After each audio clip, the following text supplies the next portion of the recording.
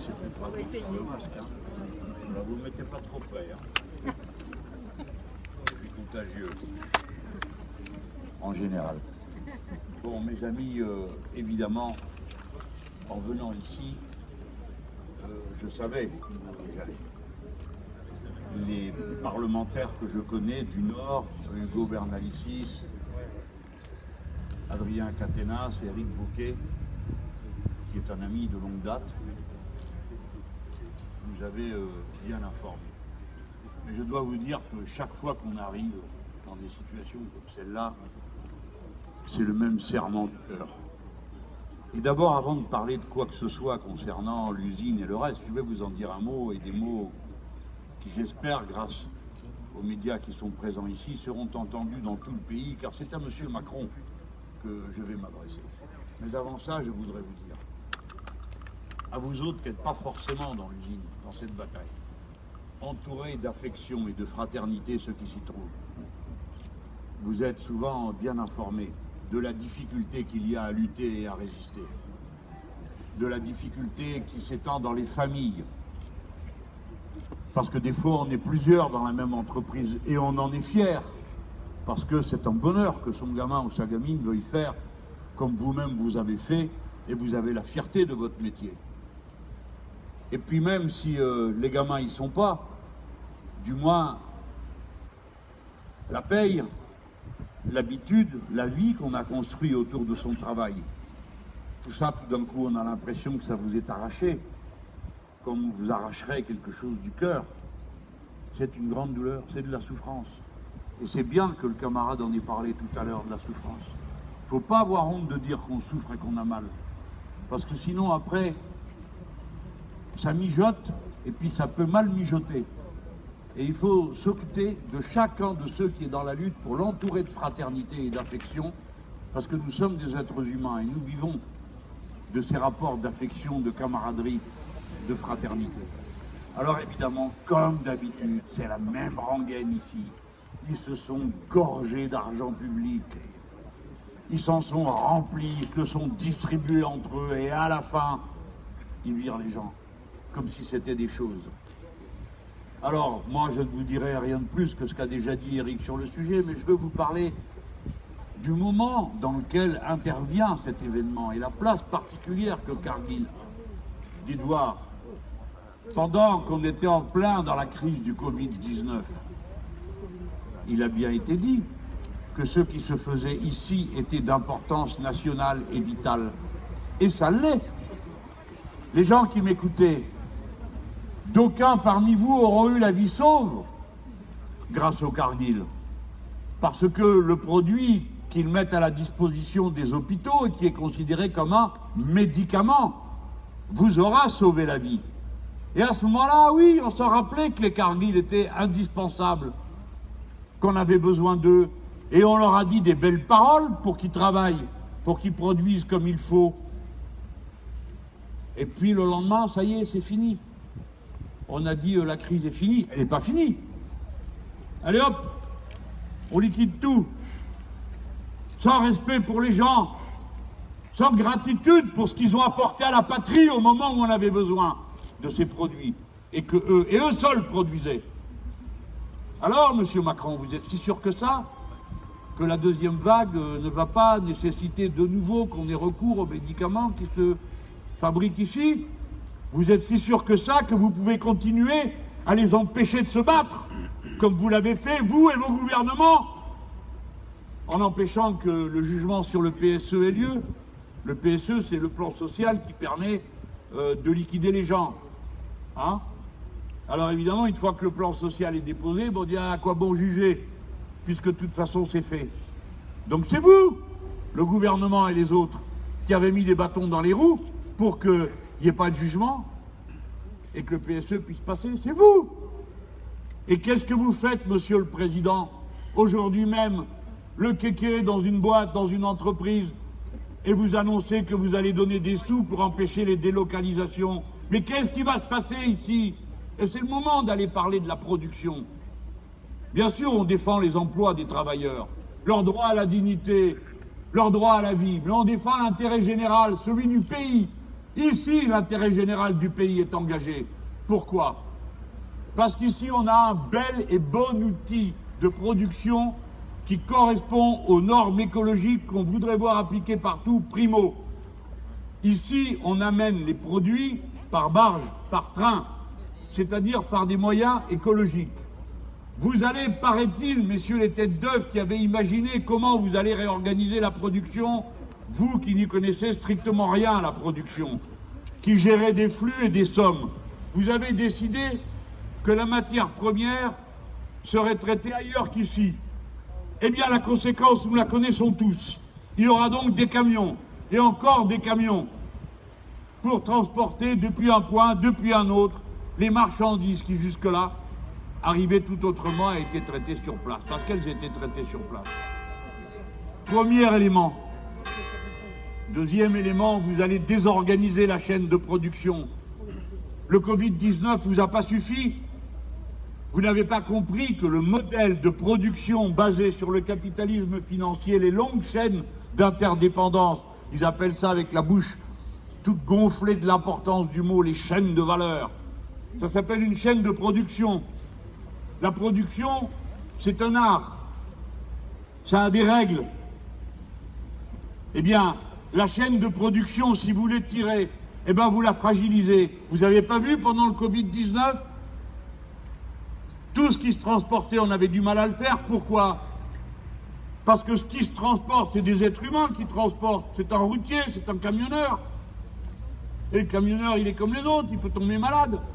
Il se protège. Et puis quand il va sur l'autoroute en arrivant du fin fond d'où je ne sais pas où, il faut qu'il y ait des relais qui soient ouverts, il faut qu'ils se nourrissent, il faut qu'ils s'entretiennent. Tout ça s'est rompu pendant la crise du Covid-19. Nous avons donc pu observer de près pourquoi on avait intérêt à réunir le plus possible les différents éléments de la production sur un même lieu. La relocalisation, c'est pas seulement ramener le travail ici, c'est le rendre sûr, c'est le rendre stable, c'est garantir les approvisionnements. Alors il faut s'intéresser aux conditions de la production, c'est pas dur, aller parler avec ceux qui la font, au lieu de parler entre vous, entre financiers. Donnez du pouvoir aux travailleurs et vous verrez s'ils ne savent pas faire tourner tout ça bien mieux que vous. Par conséquent, ce qui a été décidé pour cette entreprise Cargill est anti-écologique, antisocial. Et c'est une bêtise pour la production. L'amidon qu'on traite ici participe à toutes sortes d'autres chaînes de production. Ne croyez pas qu'on n'ait pas compris qu'aujourd'hui vous fermez une partie de l'entreprise et peut-être demain le reste.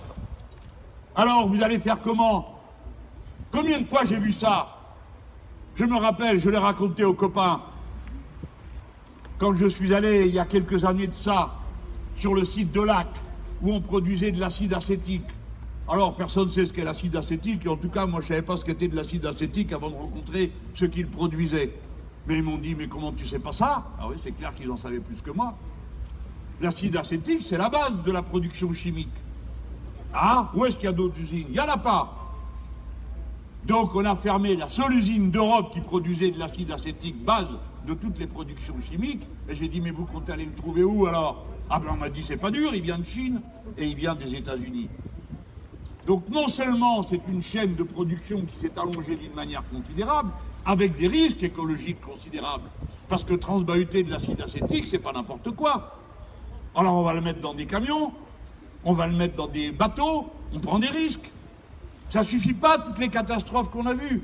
On prend encore des risques. On allonge les chaînes de production. Je plaide avec les camarades pour qu'on respecte cette usine du point de vue de l'intérêt national. Ici se produisent des choses qui sont considérées comme des médicaments, notamment pour le lait des prématurés. Alors les prématurés, ils ne peuvent pas attendre que les camions arrivent s'il y a un problème. Ils ne peuvent pas attendre qu'on ait trouvé le maïs de je ne sais pas où, au lieu de prendre celui qu'il y a ici. Alors déjà la rage, hein. La rage, parce que du maïs dans ce pays on en produit, puis des fois on se demande pourquoi. Et si on ne pourrait pas plutôt produire autre chose, si on n'a pas plus besoin d'agriculture vivrière. Hein, l'agriculture vivrière, tout le monde comprend ce que ça veut dire parce qu'il y a vivre dedans. Ben c'est vivre, il faut manger pour vivre. C'est comme ça. Est-ce que vous trouvez normal des fois que quand on veut faire une cantine scolaire bio, on ne trouve pas une carotte à moins de 200 km. On n'est plus capable dans ce pays de faire ça un peu partout, l'agriculture vivrière. On a besoin de ces productions pour le marché mondial. Le marché mondial, qu'est-ce que ça veut dire? Qu'on le submerge de production qui écrase les agricultures locales. Et les pauvres gens qui sont à l'autre bout du monde, qui vivaient de cette agriculture, ils n'en vivent plus, alors ils partent de chez eux, le cœur déchiré en cendres, et ils migrent et ils meurent en cours de route. Et une fois qu'ils arrivent ici, sont les mêmes qui les ont mis dans cette situation, les font mourir, les chassent et les traitent comme moins que des êtres humains. La lutte de Kargil, elle concentre tout ça. Il y en a assez de ce monde. Il y en a assez de ce capitalisme et de ses manières de fonctionner. Nous savons organiser la production autrement. Et nous devons planifier, organiser. Alors, Monsieur le Président, puisque vous dites que vous voulez relocaliser, ce qu'ils produisent, pour certains, ce sont des médicaments. Il faut un pôle public du médicament. Posez-vous la question de savoir si quand ces produits ne seront plus disponibles parce que vous aurez fermé les ateliers, comment vous ferez? À quoi ça sert que vous ayez mettre de l'argent là-bas pour relocaliser je ne sais pas quoi, si pendant ce temps, vous laissez cette affaire ici se délocaliser? Monsieur Macron, d'accord, vous avez peur du mot planification, mais vous avez vu, au bout d'un moment, ça vous est passé. Vous-même, vous dites que vous allez faire un comité de planification. Pour nous, ça va nous simplifier la tâche. Quand ça sera notre tour d'organiser tout ça, ça sera déjà là. C'est déjà ça de prix. On va le faire tourner autrement. Hein. La réquisition, vous aviez peur, bah oui, ça se fait aussi. Voilà. Pour l'avenir du monde et des questions qui nous sont posées, que nous essayons de régler concrètement, pas avec des phrases, ni des postures de communication, nous avons besoin des solutions collectives qui mettent en mouvement d'un bout à l'autre tous ceux qui savent faire. Et on sait faire dans ce pays. Vous avez été comme moi, vous autres les gens, j'en suis sûr, à avoir honte quand vous avez vu qu'on n'était même pas fichu de produire un masque en tissu. Ici, c'était bien des régions du textile, non? Ah ben voilà le prix que ça a coûté. Alors on a eu honte. Comme on aura honte autant de fois qu'on sera là comme des ballots parce qu'on ne sait pas le faire. Non, si on sait le faire, parce qu'il n'y a plus les usines pour le faire. Donc on peut faire mieux, on peut organiser, on peut faire valoir les solutions du collectif. Voilà tout ce qu'on est en train de dire à Kargil. Et c'est pourquoi, moi, ici, je viens parler comme un homme politique, comme un député de la nation, pas comme un syndicaliste. Ils ont leur rôle, eux, ils regroupent tout le monde. Quoi que vous pensiez, bah, vous pouvez vous syndiquer, et je vous invite à le faire. Mais moi, je vous dis que dans la politique, non, c'est pas tout pareil. C'est pas vrai. Il y a les solutions des uns et les solutions des autres. L'égoïsme, le capitalisme, le profit ou les solutions du collectif. Chacun pour soi ou bien les grandes causes communes qui rassemblent les Français. Je voudrais savoir s'il y a même un qui n'est pas de mon bord politique, qui serait contre le fait que cette usine fonctionne. J'en connais pas, ils n'oseraient pas, ils seraient tous d'accord. C'est pas une affaire de conviction politique que de se dire qu'on a besoin pour ce pays d'être capable de faire ça. Donc c'est bien une cause commune des Français de défendre la capacité de production de ce type d'usine comme Kargil. Voilà ce qui est une cause commune. Et c'est pour ça qu'il faut se regrouper. Qui est-ce qui est contre? Seulement ceux qui n'ont qu'un but, c'est de maximiser un profit à une échelle que vous arrivez d'abord même pas à comprendre combien il y a de milliards, mais c'est surtout les méthodes. Alors je dis aux impôts que c'est leur rôle de se demander si ici ne s'applique pas la clause que m'a rappelé mon camarade Hugo Bernalicis il y a un instant, qui est l'abus de droit. L'abus de droit, ça veut dire que oui, ils ont le droit de séparer les bureaux de gestion des bureaux de production. Oui, ils ont le droit de les mettre en Suisse plutôt qu'ici. Oui, ils ont le droit de facturer. Mais quand vous mettez bout à bout tous ces droits, c'est un abus de droit, parce qu'à la fin, on s'aperçoit de quoi? Que c'est une fausse difficulté financière qu'a l'entreprise qui a ici, qui gère d'ailleurs la difficulté. C'est une fausse. C'est parce que ils ont sorti les bureaux de gestion qui étaient là. Ils les ont envoyés ailleurs. Et pour gérer la paye et le reste et tout ce qu'il y a à gérer, ils facturent à cette unité de production. Et lui facture avec une telle main lourde que ça coûte autant de gérer que de produire. Ah ah, la bureaucratie, on voit de quel côté elle est, hein, dans ce cas-là.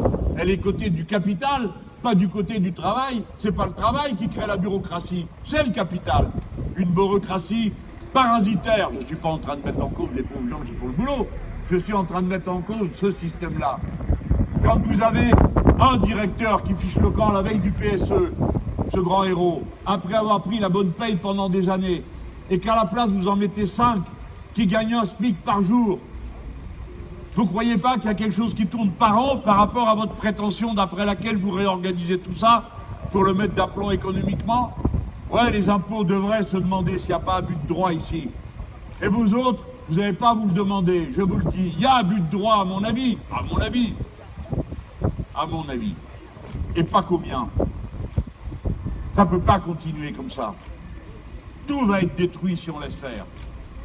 Alors le 7, vous avez une bataille. Il faut qu'on la gagne. J'espère avoir un peu aidé à faire réfléchir Cargill. Réfléchissez bien Cargill. Vous avez déjà été qualifié de la pire entreprise du monde par un parlementaire américain.